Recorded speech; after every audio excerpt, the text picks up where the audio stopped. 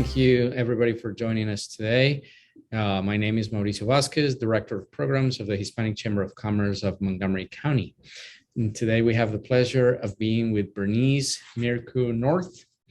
Bernice grew up in Silver Spring, Maryland, in a Ghanaian immigrant family. Bernice devoted her time to criminal justice reform as the chair of the Silver Spring Citizens Advisory Board. She also served as co-chair of the Montgomery County Reimagining Public Safety Task Force, advising county government on specific ways to protect the rights of all county residents. Bernice is currently running for Montgomery County State's Attorney because she knows she can make equitable and long-lasting changes to our criminal justice system. Bernice, it's a pleasure being with us today. It's a pleasure being with you today. Sure. Thank you for joining us. Of course. Well, thank you for having me. Absolutely. So would like to, if you want to start with your own presentation, then we'll follow up with some questions. Okay, well, I'll go ahead and start with the video. If I can get the screens queued up here. Okay.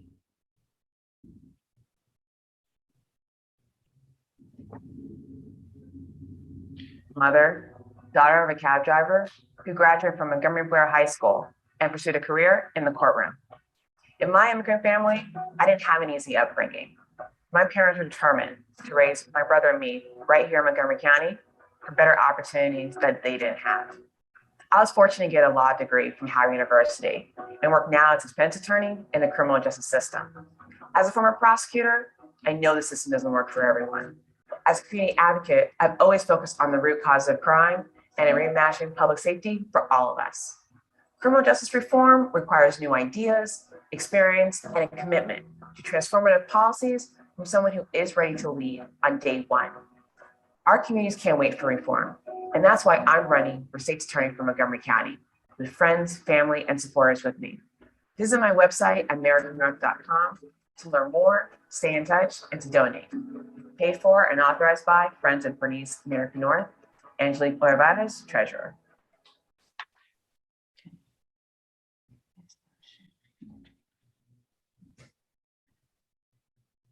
Well, thank you so much for indulging with that video. It's a little, it's taken over a year ago, but it gives you a sense of who I am and my roots in Montgomery County. And that video touched on one of the reasons why I decided to run for state's attorney. As a former prosecutor and currently criminal defense attorney with my own law practice, I know the system is not for everyone.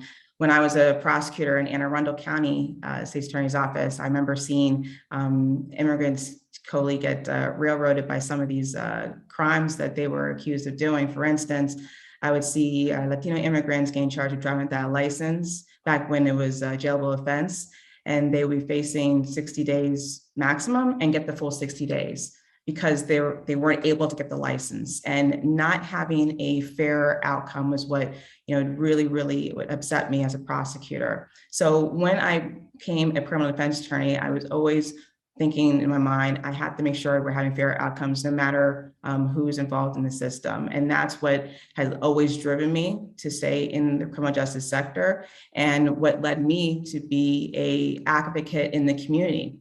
When I was a prosecutor in Anne Arundel County, I also served, as mentioned in my bio, as chair of the Silver Spring Citizens Advisory Board. But during that time on the advisory board, we were dealing with issues of criminal justice reform, particularly for our youth. I remember there was an argument over, a fight over youth curfew legislation. And as a prosecutor, I could have said, well, yes, that's another tool to get to the heart of the matter and make sure persons are held accountable. But I did not believe in over-criminalizing our youth. So I worked with other stakeholders across the region, civic leaders, youth leaders, principals, the police, to try to come up with an alternate to the problem of dealing with youth crime. And so we were managed to defeat the curfew and fight for more money for positive youth development.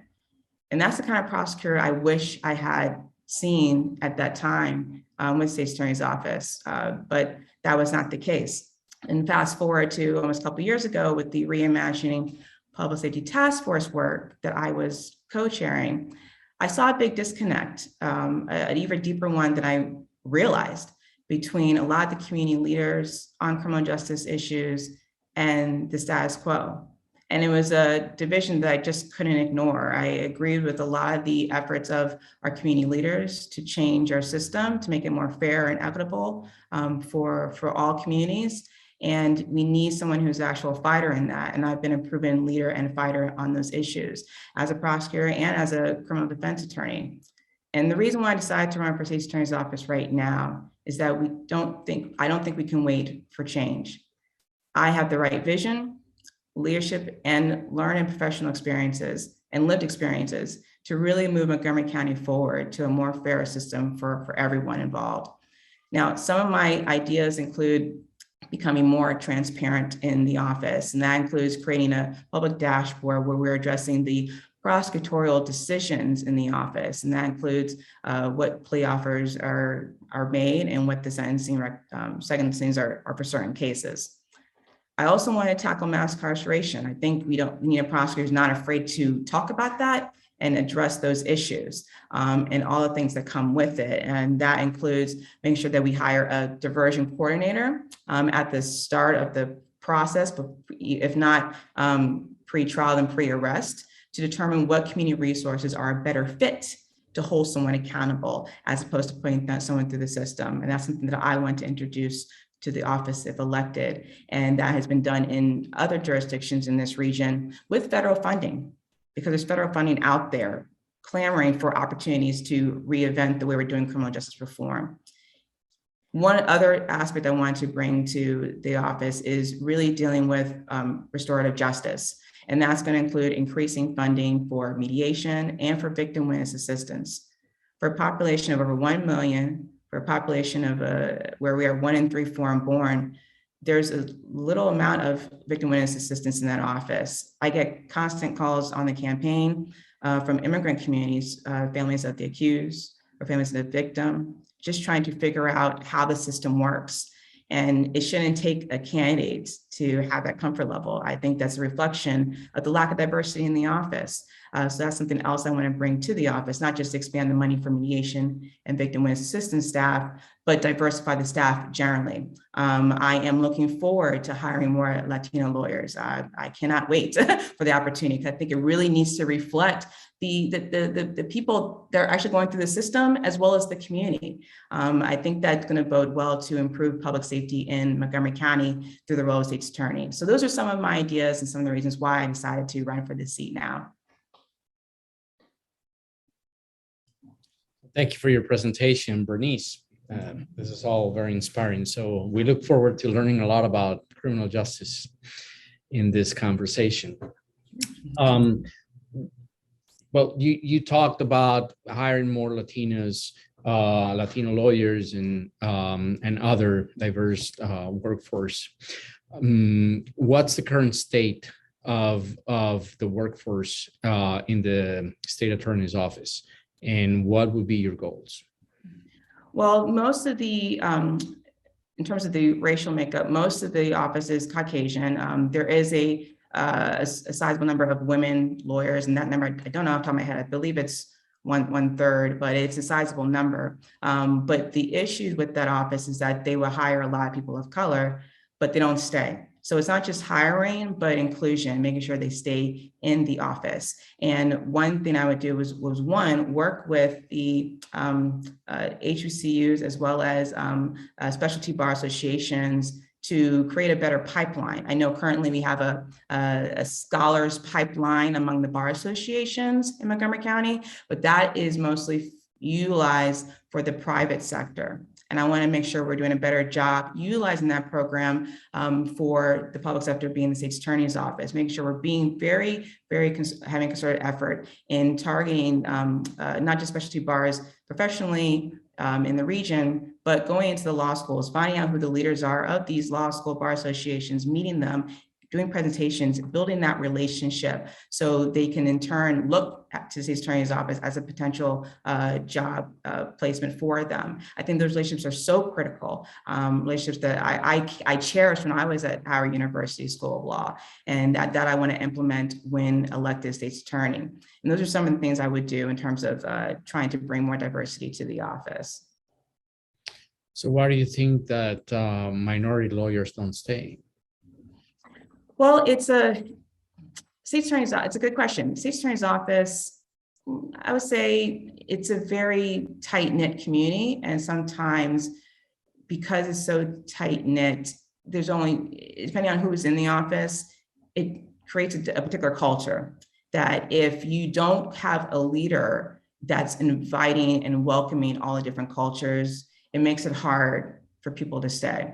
It can be an environment where you just focus on what are the facts, what are the laws, what kind of plea offer can you get? And sometimes that can be a little bit mechanical. I've always been the person where I look at the whole person and what's their background, how they get to this point. And that's the kind of mindset, maybe because I am the child of immigrant, I think about not just cases as laws and facts, but what's going on in our community. And that kind of mentality needs to be encouraged. And I'm sure there's a lot of people, a lot of communities of color that have a similar background just based upon their own upbringing that needs to be recognized and cherished as well. Now, how to get people to stay? I know for me, when I was prosecutor at State's Attorney's Office in Arundel County, relationships really mattered and positive relationships mattered. Making sure that people felt recognized and acknowledged despite their differences mattered. And that's what got people to stay. And that's always been the case. And there's a lot of diversity and inclusion initiatives across business sectors right now that are looking to see how do we get more diverse people on our team. And those resources are definitely going to be ones I utilize as well, in addition to my own lived experiences on how to keep people in the office that reflect the diversity of the office. Okay. So what would be your main priority if elected state attorney in Montgomery County? So my main priority would be working to strike the right balance between keeping communities safe and addressing the problems of mass incarceration. I think dealing with mass incarceration head on is the way we are working towards rebuilding community. I think that's very critical. There's no question in this county, we have a diverse county, right? We have folks from Somerset, Washington Grove, Potomac, Montgomery Village, and Silver Spring, Tacoma Park, all different walks of life in this county. They all have different visions of what justice is. But having a prosecutor that is mindful of the root of all their fears and all their concerns about safety is critical. And that has to be the mindset when we're dealing with keeping communities safer and addressing mass incarceration. So I mentioned earlier the diversion coordinator. I think that's a very useful role to have that currently is just not being done in terms of how people are getting access to knowing about problem-solving courts or diversion opportunities. There's no clear-cut criteria that's laid out for the public to understand. And so it might be until the end where jail's on the table where people suddenly realize, oh, there's another way out. And that shouldn't be the case because there's still harm being incurred even through pretrial, whether you're on house arrest, whether you're dealing with loss of income because you have to go to different appointments for pretrial and things like that. Those are things that have to be considered as well. So I would say that's probably like my main overarching goal in my term. And I have a couple others ones, including greater transparency and building more resources for restorative justice, particularly for our youth. And I want to create a youth mental health court, which would be the first in the state of Maryland to exist. I think that's a dire need in this county, as well as across the state of Maryland, frankly. And that's going to take, it's not going to be done overnight because we have to work with Department of Juvenile Services and other stakeholders to make that come to fruition. It's not just me trying to take take on this whole task. It takes a village. So it's going to take partnerships from the legislator in Annapolis, which is why I sought out the endorsements of several electeds like Delegate Leslie Lopez and Delegate Gabe Acevedo, for example, to be partners in this initiative to really affect change, especially for our young people. Okay. So what is restorative justice? For those who are not familiar with the term, and what does it mean in bringing justice to particularly youth in Montgomery County? Mm-hmm. So restorative justice, essentially, in the simplest form, is bringing someone back to where they were before the harm occurred. So you're talking about whether it's the restorative justice for the victim, for the accused. What is the root cause of the situation? How do you address it, and how do you remedy it so the harm is no longer an issue and people feel literally restored back to where they were before the harm occurred, to the best of our ability.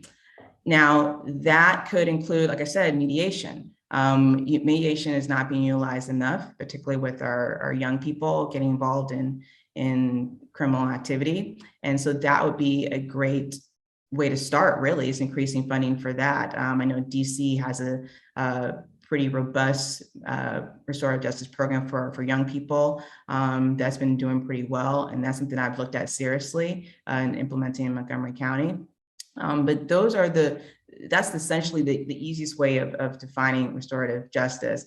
It's not just, and I'll tell you one way that's not restorative justice. There was an incident in Tacoma Park, particularly, where there was a Black artist that had her work defaced by an individual, and the person was never charged. And I don't know the exact explanation for why the person wasn't charged, but the victim went on social media and was completely upset and felt that she was wronged by not having this case charged. Did she feel restored? Was she made whole? No. Just because someone's not being charged doesn't mean that's restorative justice. You have to look at the needs of the victim, what's going on with the accused, and come to a common ground as to how to move forward despite the act that occurred. So how does one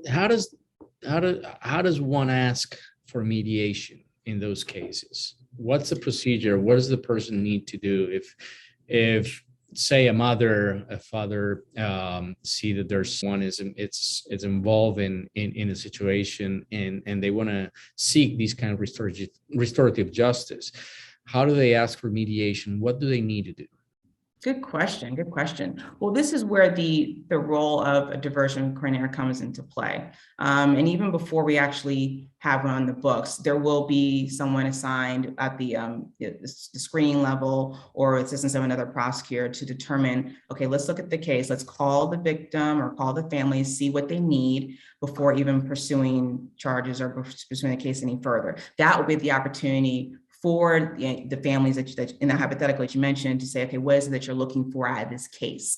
If that is not addressed at the early stages of the case, then certainly I would train prosecutors to address it as they prepare for trial. It's not just preparing for trial, but what does the victim need? What are the families looking for? Those questions have to be asked by the line prosecutors if it even gets to that stage, because sometimes things happen, of course. And that's the thing about prosecution cases in criminal justice system.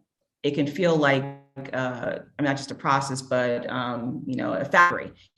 Cases coming in and out. But we have to stop and see that these are people, not just cases and numbers. These are people that we're talking about here. So that would be the way that people get opportunity to be heard. And that's something I'm going to train my prosecutors on, as well as the victim witness assistance coordinators, which I mentioned earlier. I think they're short-staffed. I think we need to have more of them to inquire into those questions about, hey, do you want mediation, things like that. And then of course, see if the other side is amenable to it. And, at that point, just arranging a time to make it happen.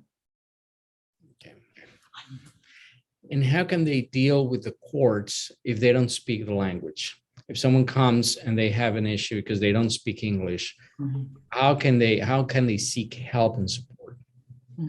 Well, even if a step back to that, what I will also do as state's attorney is be more proactive in providing educational workshops information on the process of the State's Attorney's Office. As I mentioned before, one of the things that really came to light in this campaign is the fact that there are a lot of immigrant communities that just don't know how the system works. They don't know that if someone gets in trouble, they are not going to get to their prom because they're incarcerated, like things like that. Just understanding that is critical. So if they're still having issues with language barriers at the stages where someone is charged, then of course we're going to hire the appropriate translators. And again, it goes to the dire need to improve the victim witness assistance program there, because that would include having more people who are bilingual, not just with Spanish, but Amharic or French, being very concerted in that, because that is a constant refrain I've been hearing on the campaign. I sensed it, there's not the data on it, but once I've actually anecdotally and personally seen the disconnect, it is one of my priorities for that particular area of the office to diversify the staff and make sure that we're having not just a translation line, but actual bilingual speakers in that office for them to have a better communication with those who don't speak the language, English language. There's been a spike in violence in Montgomery County. It's permeating the entire county. Mm-hmm. How do you see the latest decisions from the Supreme Court affecting violence, and how can the state attorney address the issues of violence in the county? Well, in terms of how the state attorney's office can address the issues of violence in the county, it should be twofold, right? So we have to be zealous in prosecuting violent crimes. That is what is critical to make sure people feel safe, especially in light of the Supreme Court decision banning laws that permit states to have people conceal their weapons.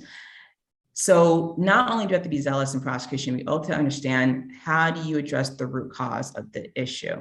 And that's going to come with working with nonprofits and other entities to establish what resources are needed in certain communities that are facing the greatest violence. Working with faith leaders or other entities to increase the food distributions or other opportunities to provide free resources for particular pockets of the county that are facing dire violent crime. And then also I want to bring in a violence interrupter program, and that will require, of course, working with different county agencies, HHS, for example, to really create that opportunity to have someone be the middle person between the police and the individuals involved. I think that's a unique opportunity that should definitely be considered in this county. I think that it's a desire for people, again, to feel safe,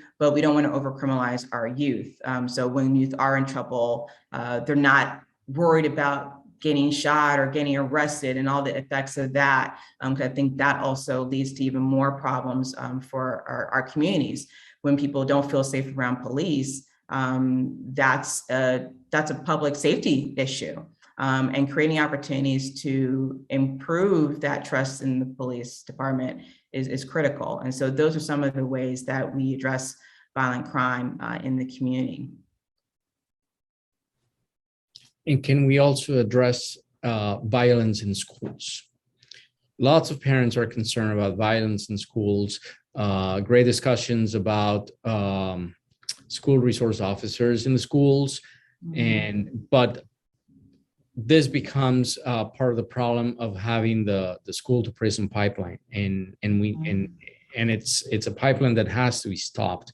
That kids graduate from high school, and before we know, then they're in court and then they're in jail. So my position on violence in schools and safety in schools.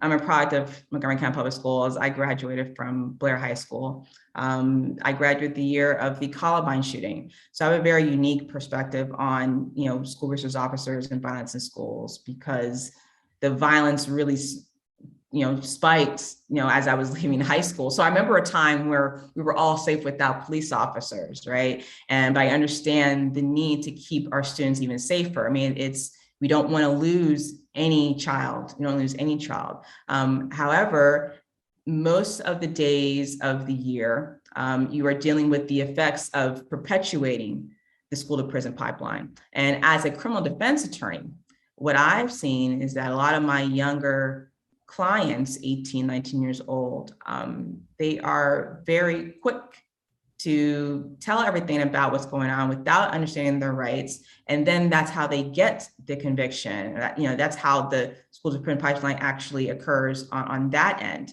So not just being arrested at the school level, but having that familiarity with the police where you don't fully understand that outside the school grounds, it's a different relationship. And I've actually talked about this during the task force work. I remember talking to at least one principal about it.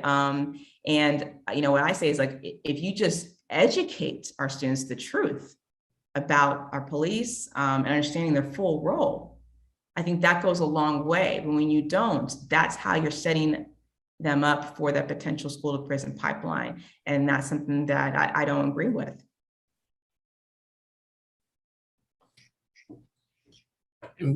What's been your greatest challenge from the campaign standpoint? Oh, good question.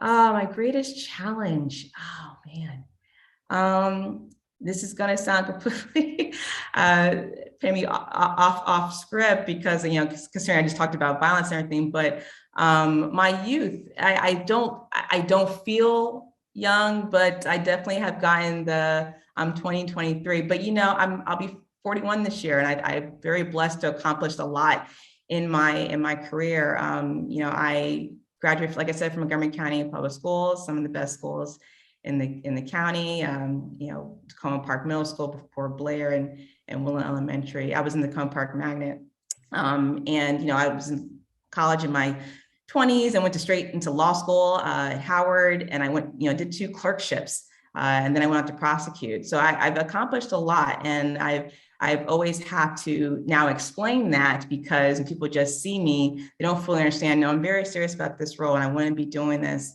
if I didn't know I was ready for it. I've been a community leader for over 10 years. It's why I've had so many endorsements compared to the status quo, because the folks that have endorsed me either have known me as a change agent, or they've realized after talking to me and understanding my vision and my seriousness that I'm ready to make change once I'm in that office, and that I am going to be the right leader we need right now for our diverse Montgomery County. So I would probably say that having to just explain people, okay, no, I don't look 20, 30 something, I have a 5-year-old.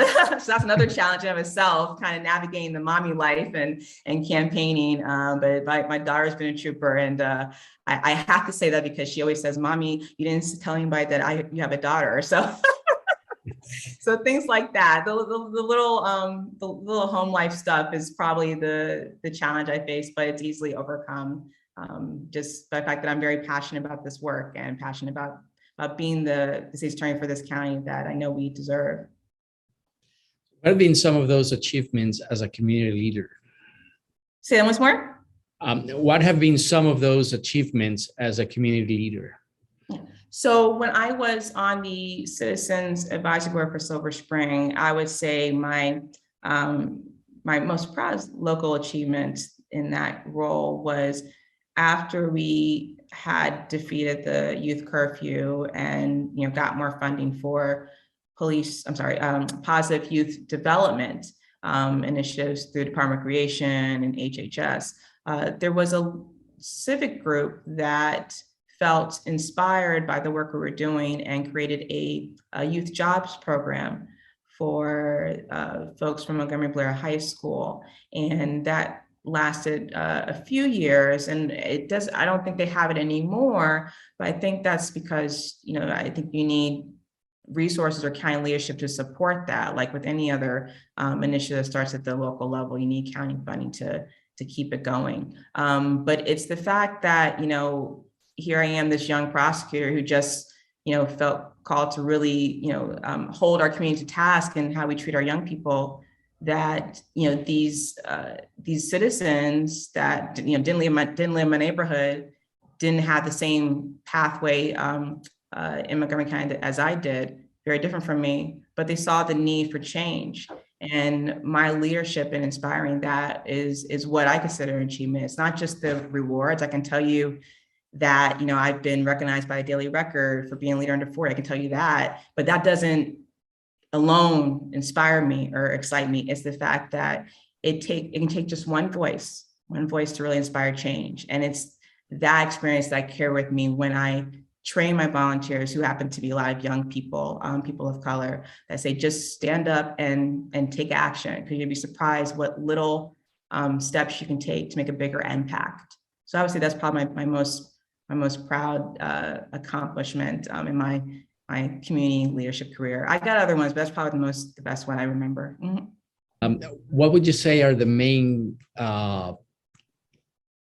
traits or characteristics that a person needs to have to be a state attorney in Montgomery County? Oh, very great question. I would say that you have to have the ability to effectively communicate. And that goes with communicating with people who have who are the least of us to the ones with the greatest needs, and treating everyone respectfully the same despite their differences. I think being a state's attorney in Montgomery County, I think you need that trait, because we're such a culturally diverse county. If people feel slighted in any way, then there's problems with that, right? People don't feel united. They don't feel like they're the one Montgomery that they believe we are when we move to this county and live here and raise our families here. And also the ability to effectively manage different people. I mean, not just people in the community, but people in the office. There's going to be over 100, about 155, 156 people in that office, from anywhere from people who are probably freshly out of college to people that have been in the field for 20 years, and making sure that you can still develop relationships with all of them despite their backgrounds is critical. And it really was my role on the Silver Spring Citizen Advisory Board that prepared me for that, because we had such a diverse group of people, and I was able to work with them all effectively and become chair of that group for 2 years with them. So I definitely would say that that's another aspect of it. And also just learning to, manage a budget, utilize our resources well for the needs of the community, not just to, puff up the status of our office, but make sure it's effectively being used to restore the communities and builds trust.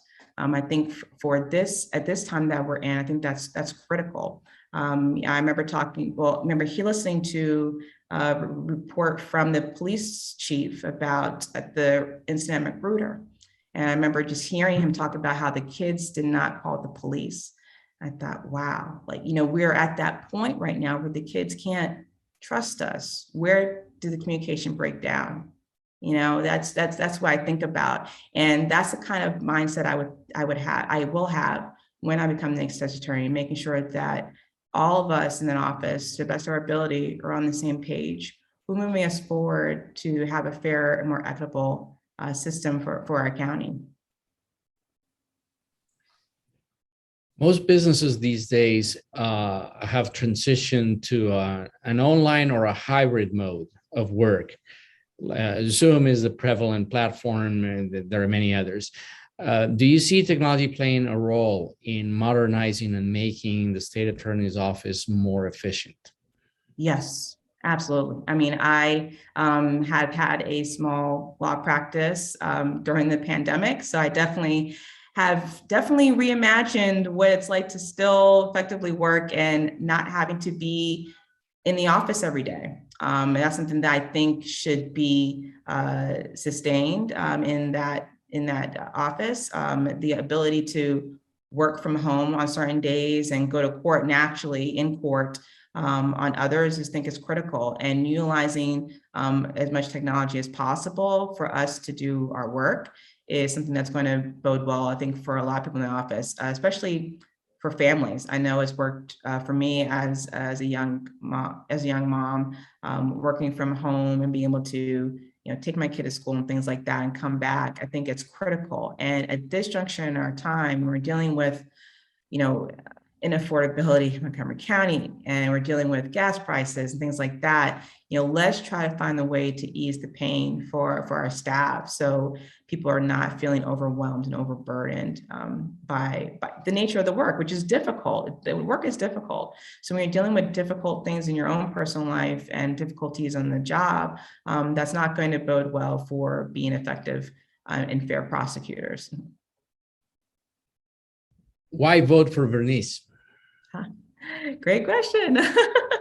Well, I've said this on the campaign trail. I'll say it again. I really do believe I'm the right leader that we need for Montgomery County right now.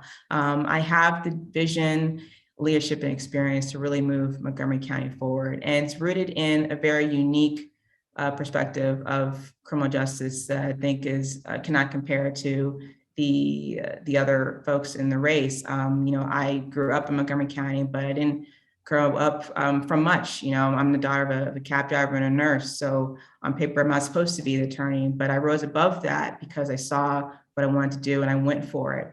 And I think it's that grit and that determination that will change the culture, not just of the office, but of the county in terms of how people are feeling about, being better and being stronger citizens in the county, despite all that's going on in the world.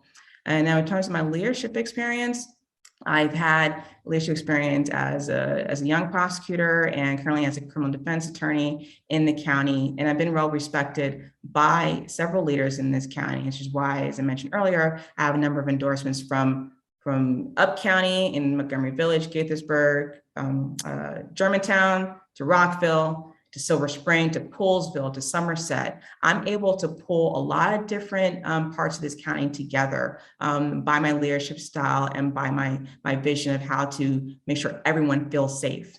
And that's a unique thing you can't learn, or you can't simply write on a mailer or a piece of paper. It has to come from the heart.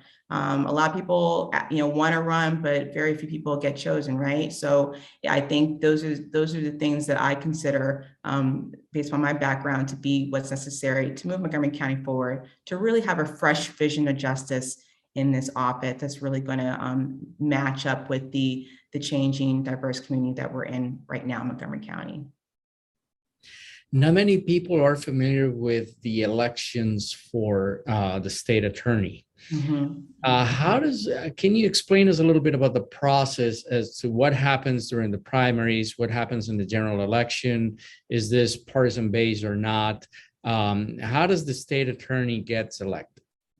Right. So the state's attorney is a partisan race. So, Democrats run to be the Democratic nominee, Republicans do the same. This year, there is no Republican challenger. So on July 19th, when Democrats go to vote, or by July 19th, if not already, when Democrats go to vote, they will vote for one person for this slot. It's not a multiple person choice. You have one person for the slot. And that is essentially how it goes for the primary. Now, for the general election, when you go to the polls or do mail-in voting or early voting, you're only going to see one name from the Democratic side because there is no Republican challenger. So these next 21 days or so are critical because we need all the time right now to educate the community as to why I'm running and why I'm the best person for the job and why this race is so important. A lot of people don't think about the attorney's race because it might not be in their purview every day, but it impacts our communities. Decisions that are made in the office can affect what your neighbor is going through, what other businesses are going through. It can have a trickling impact that we don't fully understand. And I know I'm going to be a prosecutor to make sure we are educating ourselves on the impact of the criminal justice system. That you can guarantee from me. And so that's pretty much what's going on with our current election this year. It might change next year. There might be a Republican challenger, so you might have choices. But this year, you only have one chance to have multiple choices if you're a Democrat. And what is the term for the state's attorney? 4 years. 4 years as well. Yes. Okay. 4-year term. And there are no term limits at this time. So you can run as long as you want to. Okay. Okay, unlike the county executives and the council members Yes, and others, there are no term limits for that's the right. state attorney. That's right. Where can people go if they want to learn more about the state's attorney? Yeah, the website is, the website I believe is, I think it's, well, Montgomery County, Maryland.gov, /SAO. If you're on social media, I think it's SAO News for Twitter. But a simple Google search of, Montgomery County State's Attorney will give you the appropriate website to go to, so you can see what they have available right now to educate the public on their units in the office, and who's elected and who actually is staffed at the office. And if they want to learn about you, what would be your website? Yes, my website is my last name, Mireku-North. So that's MIREKUNORTH.com. And you can also find me on Facebook, Twitter, and Instagram and TikTok for the younger folks at the same handle, Mireku-North.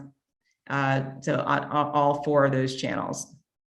Bernice, I would like to thank you for your time. Thank you for accepting our invitation and joining us today to learn more about you and about the role of the state attorney and why it's important to elect a state attorney and the impact that it has on everything that happens with restorative justice and criminal youth and the implications for our county.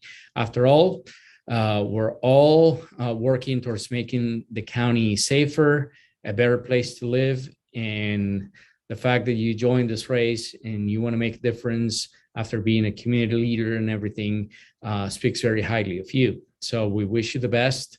If there's anything else that we can do to promote voting in the county, we are most happy to help. After all, what we're trying to do with these conversations is, number one, amplify the messages, and number two is encourage people to go out, vote, and make informed decisions. Great. Well, thank you so much for having me. And for those watching the recording, please go out and vote. You have until July 19th to do so. July 19th. And then we will be posting this conversation on our YouTube and our social media channels sometime next week.